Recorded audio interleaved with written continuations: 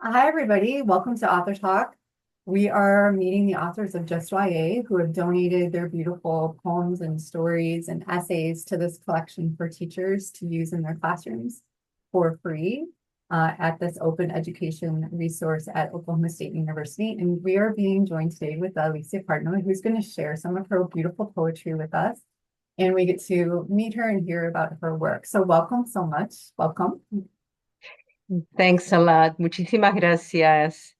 We would love for you just to tell us a little bit about where you are in the world and what kind of things you're doing, a little bit about your life. All right. I live in Los Angeles, California, near the ocean. I came to the States as a refugee after spending some time as a political prisoner in Argentina decades ago. And I worked as a teacher, as a professor in a local university here. How did you become a writer?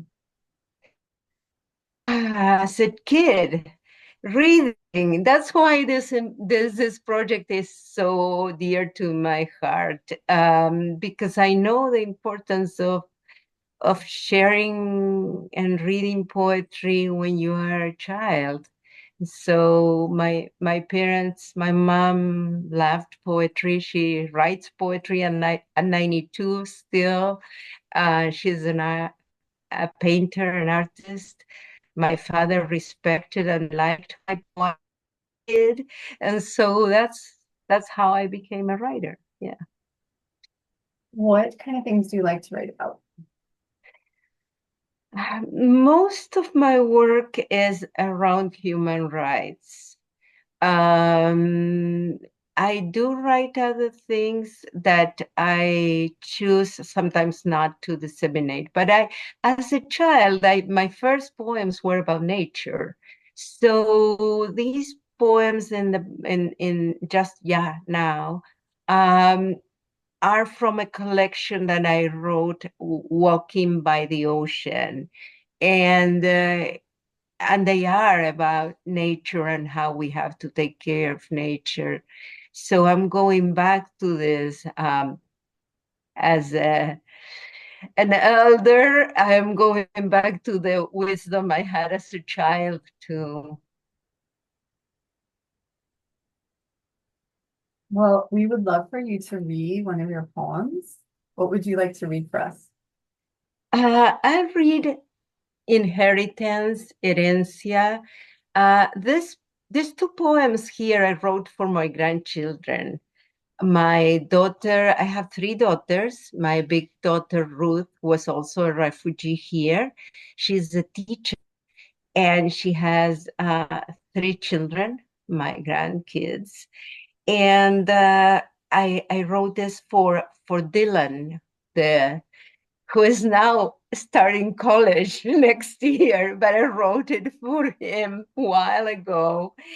And I read it in English and in Spanish. Um, Inheritance. I don't want you to see. I don't want you to see your little boy, the corpse of that bird bathed in tar, lying on the sand. I'd rather scare you. I'd rather scare you with other terrors, phantoms made of foam, giants who below, secret sufferings.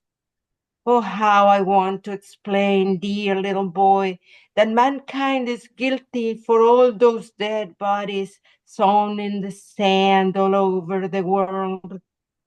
It's hard to confess that the burden is yours to defend the dreams of the sea and the shore from every murderer who asserts he is their master. This is a translation by Julia Horton, who was also a student of mine. Herencia.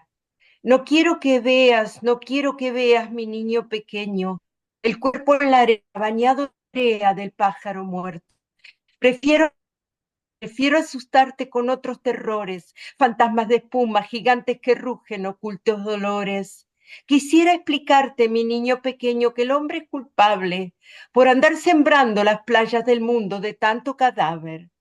Como confesarte que queda en tus manos proteger los sueños del mar y la tierra de tanto asesino que se cree su dueño. Mm. I might have mispronounced some words in English. If that is the case, I can read again.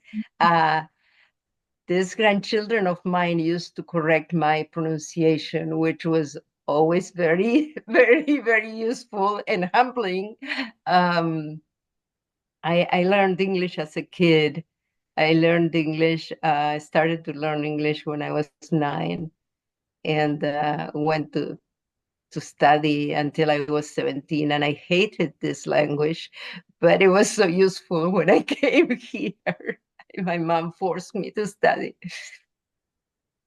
They're beautiful in both languages, but I wonder if you, as you're rereading them aloud for us here, what stands out to you? What kind of resonates with you, or maybe like stirs your heart a little bit as you're reading? Well, that this will be read by a lot of people the age of my grandchildren when I wrote this.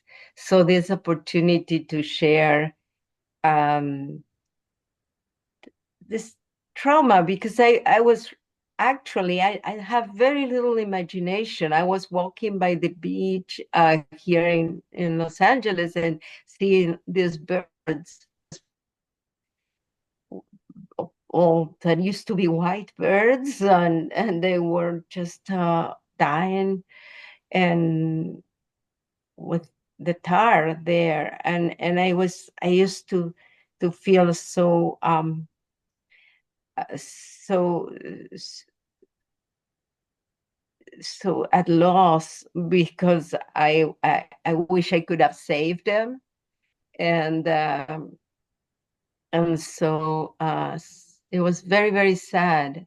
um, and I tried to, this whole collection is some are more luminous and brilliant, but it's true. The young people will have to deal with what we're leaving, and we're trying, but it's not enough.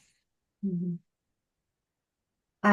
I'm struck by, in reading both of these in English and in Spanish, the word corpse, and in Spanish, um, cadáver, cadáver, yeah, and Yes. dead bodies. And I think it's such, we know at the beginning that it's a bird that is sort of the subject of this, or stimulating the poem, but it's so visceral and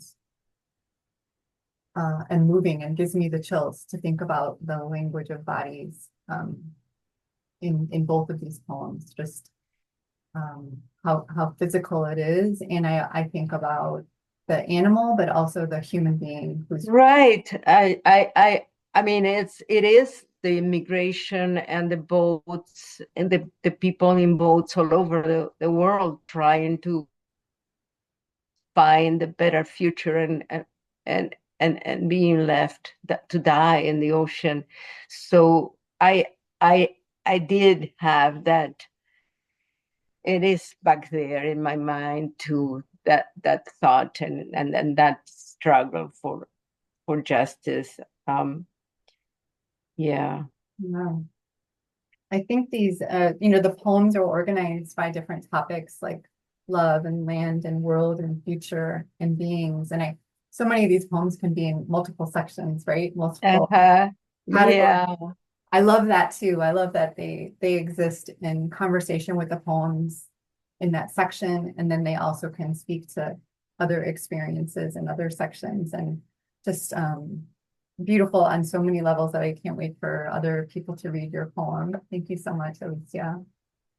Thank you. Thank you for this opportunity. I know you have things happening in your family life right now. Are you doing other writing? Do you have any other projects that are on your mind or that you're eager to get to? I have a couple of novels and testimonial works. One about taking care of my elderly parents and the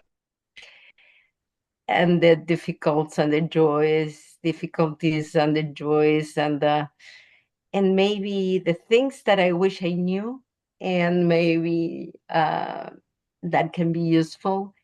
I always write a poem here and there. I'm not very prolific, but I do write poems here and there, and I just I'm waiting for the next one to land on my lap. It's like that. That's wonderful. Well, I really want to thank you for being with us today and sharing your poems and making it available, open access for all of the teachers and students reading your poems. It's been so great to be with you. Nice meeting you too. Take care.